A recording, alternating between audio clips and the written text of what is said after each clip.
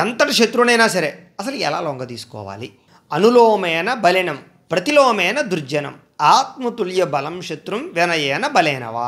అంటే దీని అర్థం ఏంటి అంటే కనుక బలవంతుడైనటువంటి శత్రువు దగ్గర వినయంగా ఉండాలట, దుర్జనుడైన శత్రువుని ఎదుర్కోవాలట, తనతో సమానంగా ఉన్న శత్రువుని సమానంగా లొంగి ఉండడం కానీ శత్రువుని లొంగ తీసుకోవడం కానీ చెయ్యాలట. అలాంటి శత్రువుతోటి డైరెక్ట్గా ఎదుర్కోవడం మంచిది కాదు, వినయంగానే ఎదుర్కోవాలి. ఎదురుగుండా ఉన్నప్పుడేమో వినయంగా మాట్లాడుతూ, అంటే వాడిని శత్రువుగా భావించినట్టుగా కనపడకుండా వెనకాల ఏదైనా వ్యవహారం నడపాలి తప్ప డైరెక్ట్గా ఎదిరించి పోరాడి, ఎందుకంటే తిరిగి మన మీద అనేక రకాల తప్పుడు కేసులు పెట్టచ్చు, అనేక రకాల వ్యవహారాలు చేయొచ్చు. కాబట్టి ఒకవేళ మనకన్నా శత్రువు బలమైన వాడంటే కనుక వినయంగా వాడిని నటిస్తూ ఎదుర్కోవాలి తప్ప దుర్జనుడైన శత్రువుని ఖచ్చితంగా ఎదుర్కోవాలి. ఏం చేతన అంటే కనుక దుర్జనుడు అంటే కనుక వాడు ఎంతసేపు కూడా చెడ్డ పనులు చెడ్డ వ్యవహారాలు చేస్తూ మనల్ని పాడు చేయడానికి, మనల్ని నాశనం చేయడానికి, అవసరమైతే మనల్ని చంపడానికి కూడా చూస్తున్నాడు అనుకోండి, వాడిని ముందర ఎదుర్కోవాలి. తనతో సమానమైన శత్రువు అంటే ఏంటి అంటే వీడికి తప్పులు ఉంటాయి, మన దగ్గర తప్పులు ఉంటాయి, పక్కవాడి దగ్గర తప్పులు ఉంటాయి. ఇద్దరూ కూడా ఎదురైనప్పుడు మాత్రమే దెబ్బలాడుకుంటూ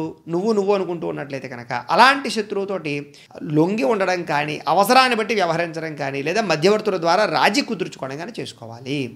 ఈ సమానమైన శత్రుత్వం అంటే అన్నదమ్ముల మధ్య, లేకపోతే ఏదో చిన్న విషయాల్లో మాట పట్టింపులు, చిన్న ఆస్తి పంపకాలు, ఇలా చిన్న విషయాల్లో సమానంగా ఉంటుందా శత్రుత్వం? అది పెద్ద శత్రుత్వం కాదు. అంచేత ఏంటి అంటే కనుక అలాంటి వాళ్ళతో రాజీ కుదుర్చుకోవాలట.